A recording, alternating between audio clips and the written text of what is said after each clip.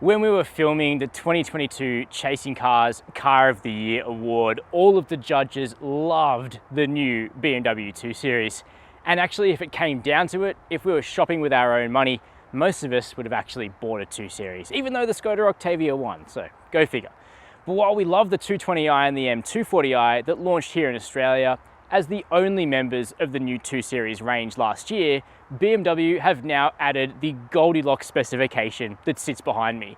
This is the 230i, and it keeps the best part of the 220i, which is the fact that it has a light front end due to its 4-cylinder engine.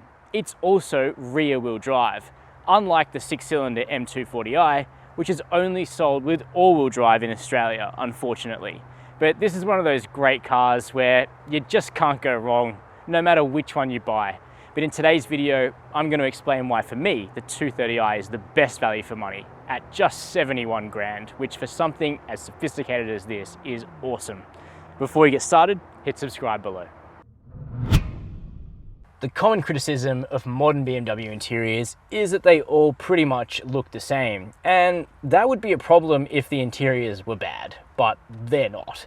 Particularly in terms of the integration of tech, BMW is still doing some of the best cabins in the business, still based around physical buttons, knobs, dials, and the iDrive system down here. Way easier to interact with than the touchscreens that are now de rigueur on Mercedes and Audi products that sort of sit in the same segment as this car, so I'm glad BMW hasn't given this up.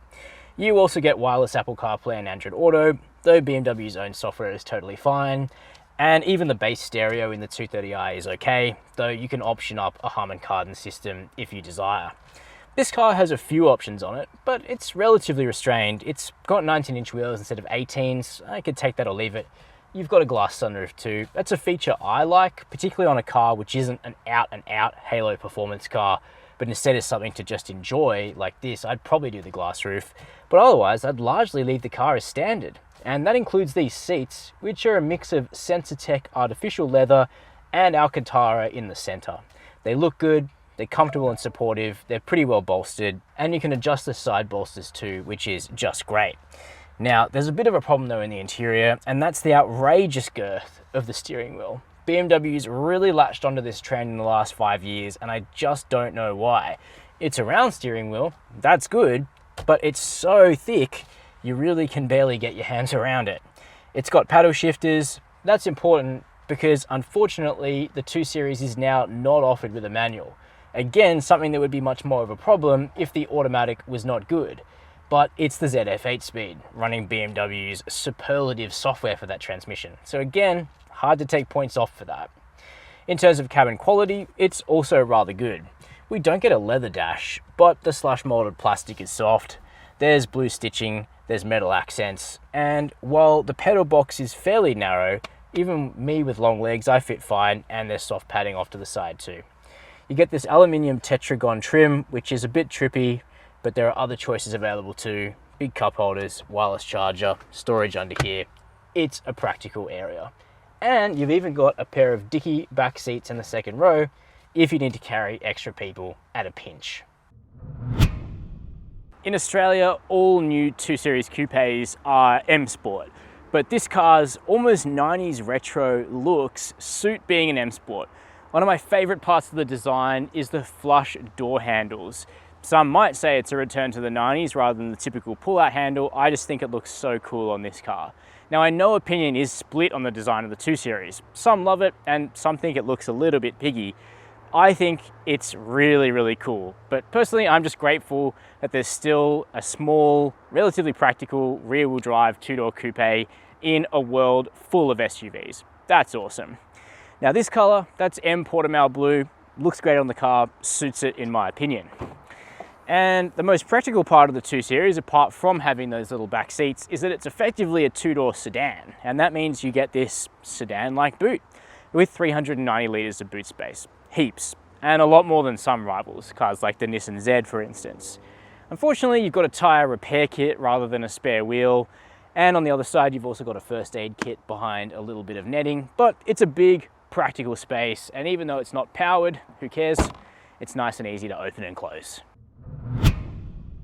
If you were worrying that the BMW's downfall was going to be in the running cost department, then I'm going to have to dash that, because this vehicle isn't even that expensive to run. That's the thing. When it comes to fuel consumption, it's got the BMW corporate B48 engine that's been around for ages, and it's decently economical. In everyday running, you'll be able to get about 7.5 litres per 100 kilometres out of the 230i, which is really quite decent. Even the M240i with the 6-cylinder isn't that bad on fuel. When it comes to servicing, BMW sells prepaid service inclusive packages, and the basic level plan for the 2 Series costs $1,700 for 5 years or 80,000 kilometres of coverage. If you're planning on having to do brakes quite often, which might be the case if you were going to track the vehicle, then you can buy a higher level of service plan too. When it comes to insurance, in the last 12 months, the median budget direct customer spent $1,252 to comprehensively insure a new BMW 2 Series. Your situation may vary and your premium may vary based on things insurers take into account, like where you live, your driving history, and how you garage the car. But of course, with all cars, there are negatives, and we come to the BMW's big one, warranty. For some reason, BMW Australia is ardently persisting in selling their cars with a 3-year unlimited kilometre warranty, and you actually can't get a factory extended warranty for the vehicle either. That's really below par when Mercedes, Audi, Volvo, Jaguar Land Rover, even Alfa Romeo now have all moved to a 5-year warranty, either now or in the short-term future. It's always been the case for small rear-wheel drive BMWs that the real beauty of these cars is in the driving. The fact the new 2 Series looks pretty good and has a very serviceable, comfortable, easy to use interior is really just icing on the cake, because what this car is all about is driving pleasure. Oh my God, that just came straight out of the BMW brochure. I know, and it's not true of all BMWs, but it is true of the 230i. So it starts with the engine, because you might be thinking, oh, that's crap because it's not the M240i, it's not the 6-cylinder, but that's missing the point. The M240i is awesome. I like it, I'd own one, but the B48 engine is a lot lighter. That's of course the 2-litre turbocharged petrol 4-cylinder that you find in this car and in a lower state of tune in the 220i, but also in heaps of other BMWs, including the 330i, which is one of my absolute favorite cars from the Bavarian brand. It's got heaps of punch, particularly in a relatively small and light product like this.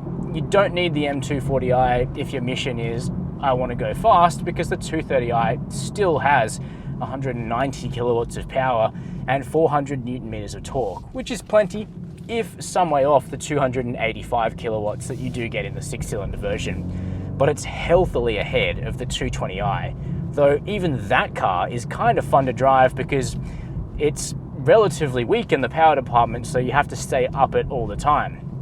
In the 230i, it's a bit of a different story because it feels really torquey, it feels pretty lush, pretty generous, and as a result, it's much easier to make the rear end of the car move around, which is lots of fun and gives you something to do as a driver. But the lightness of that engine means the front end is more willing to turn into the corner quickly than in the M240i, where it's got more inert mass that has to change direction when you ask the steering wheel to do just that. The 230i and the 220i feel that much more willing to turn in with real vigor. The steering itself is also nice and clear.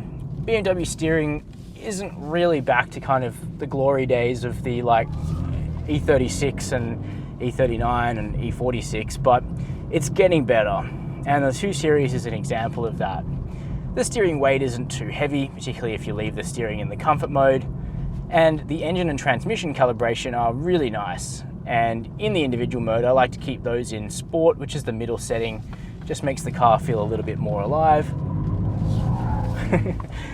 Gives you a little bit more throttle response and you can do some cool stuff. But interestingly, when you're not kind of having a blat and tapping into the dynamic potential of the cluster architecture platform, the 2 Series is nice and quiet and refined and comfortable on the highway.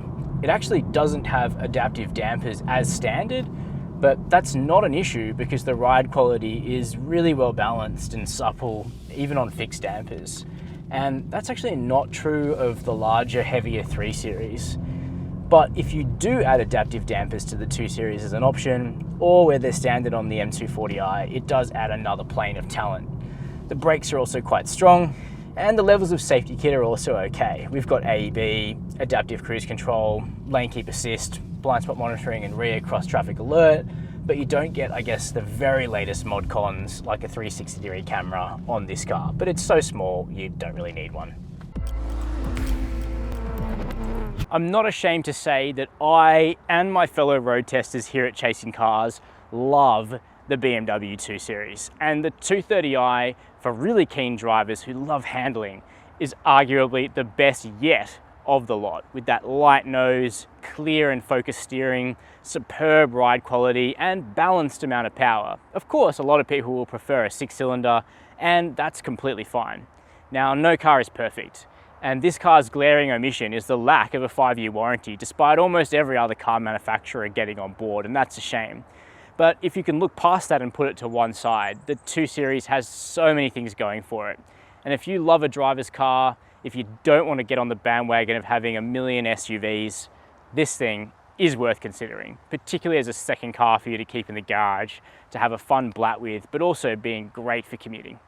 Now, I'm keen to know your opinion. Let me know down below this video what you think of the BMW 2 Series. While you're there, hit subscribe, hit the notification bell, and as always, thank you for watching Chasing Cars.